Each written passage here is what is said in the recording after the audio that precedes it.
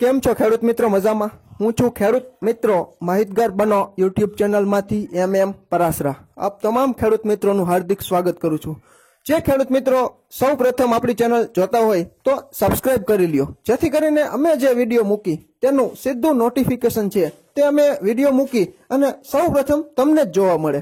તો ખેડૂત મિત્રો, બાગાયતી ફળ પાકોનો જે વાવેતર વિસ્તાર છે તે આજે દિવસે દિવસે વધી રહ્યો છે અને ઘરે લોકો પણ પુષ્કળ પ્રમાણમાં બાગાયતી ફળ પાકો વાવતા થયા છે. ત્યારે ઘણા બધા ખેડૂત મિત્રોને મૂંઝવતો પ્રશ્ન હંમેશા સતાવ્યા કરતો હોય છે કે ફળો છે તે શા માટે ફાટે છે. ખેડૂત મિત્રો, ફળો ફાટવા માટે ઘણા બધા કારણો પરિબળો જવાબદાર હોય છે. ઘણા બધા સંશોધનનો સાર પણ એ જ છે કે જમીન અથવા હવામાનના ભેજના પ્રમાણમાં એકાએક વધઘટ થાય તો પણ ફળો ફાટે છે. બીજું કારણ સૂક્ષ્મ પોષક તત્વોની ખામી હોય તો પણ ફળો છે તે ફાટતા હોય છે, જેમ કે બોરોન છે. આ ઉપરાંત ઘણા બધા પરિબળો છે તે ભાગ ભજવતા હોય છે, જેમ કે અંતઃસ્ત્રોતમાં ખાસ કરી જિબ્રેલિક એસિડનું ઓછું પ્રમાણ પણ ફળ ફાટવા માટે જવાબદાર ગણાય, અથવા ખેતી વિષયક માવજતોની ખામી જો હોય તો પણ ફળો છે તે ફાટતા હોય છે, જેમ કે તાલીમ, છાંટણી, નિંદામણ, પોષક તત્વો, મૂલકાંડ વગેરે અંગે જો કાળજી લેવામાં ન આવી હોય તો પણ ફળો છે તે વધતા ઓછા પ્રમાણમાં ફળો ફાટવા માટે જવાબદાર છે તે ગણાવી શકાય. ખાસ કરીને પોષક તત્વોમાં જો આપણે વાત કરી ખેડૂત મિત્રો, તો કેલ્શિયમ, બોરોન અને નાઇટ્રોજનની ખામીથી પણ ફળો છે તે ફાટતા હોય છે. ફળો ફાટી જતા અટકાવવાના ઉપાયોની થોડી ઘણી આપણે ચર્ચા કરી તો કે મુખ્ય જે પ્રશ્ન છે ફળો ફાટી જવાનો, તે ફળઝાડની જે પિયતની કાર્યક્ષમ પદ્ધતિ અપનાવવામાં આવે તો પણ આપણે ફળો ફાટતા થોડા ઘણા અંશે ઘટાડી શકીએ. જરૂરિયાત પ્રમાણે પૂરતું અને સમયસર પિયત મળતું રહે તો પણ મહદ અંશે આપણે ફળો ફાટતા અટકાવી શકીએ.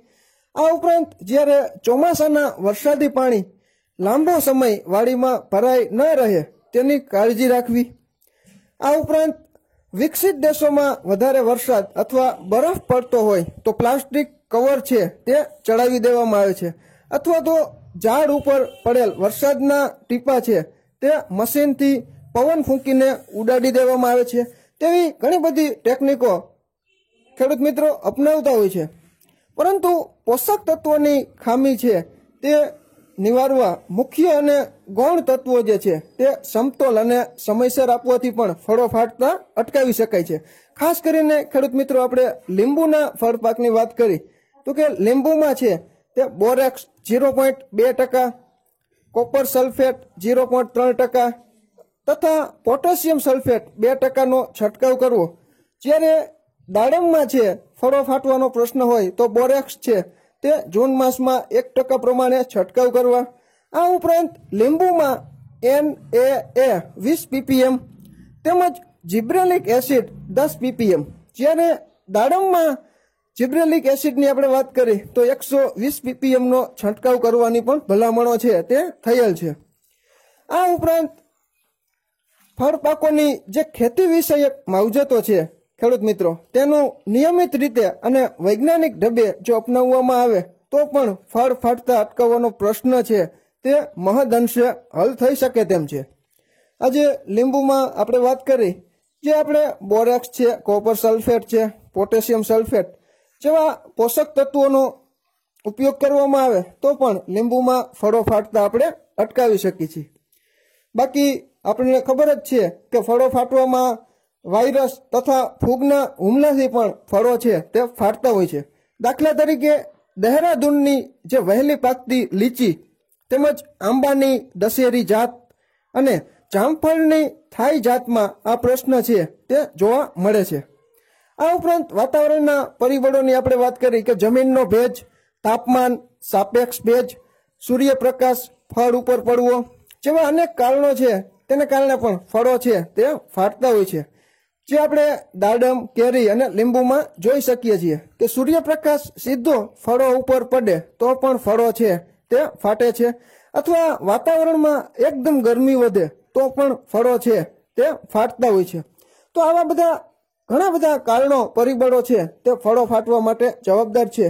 પરંતુ આપણે જેટલું જાણીએ છીએ તેટલી માહિતી સમયાંતરે સતત તમારા સુધી પહોંચાડવાનો પ્રયત્ન છે તે અમે કરી રહ્યા છીએ અને ખેડૂત મિત્રો અમે પોતે ખેતી અને પશુપાલન સાથે સીધા સંકળાયેલા હોવાથી ખેતીવાડીનો પ્રત્યક્ષ અનુભવ હોય અને જે કંઈ આપણે થોડી ઘણી જાણકારી જાણીએ છીએ તેટલી માહિતી તમારા સુધી આપણે સતત વિડીયો સ્વરૂપે માહિતી પહોંચાડવાનો સરસ મજાનો નાનકડો પ્રયાસ તમારા સાથ અને સહકાર અને કોમેન્ટોમાં જે ઉત્સાહ ખેડૂત મિત્રો બતાવે છે તેને અનુરૂપ અમને પણ નવા નવા વિડીયો બનાવવાની ઈચ્છા જાગે છે કે ખેડૂત મિત્રો તેમજ અન્ય લોકોને પણ આપણે ઉપયોગી સરસ મજાનું આપણી પાસે યુટ્યુબ ચેનલનું માધ્યમ છે અને આ માધ્યમ થકી લોકો છે તે આવા વિડીયોની માહિતી સ્વીકારે છે અને આપણે સાથે સાથે લોક જાગૃતિનું કાર્ય પણ કરીએ છીએ કે ખેતીવાડીમાં આડેધડ જંતુનાશકનો વપરાશ ખેડૂત મિત્રો ઘટાડે, રાસાયણિક ખાતરોની સાથે સાથે છાણિયા ખાતરનો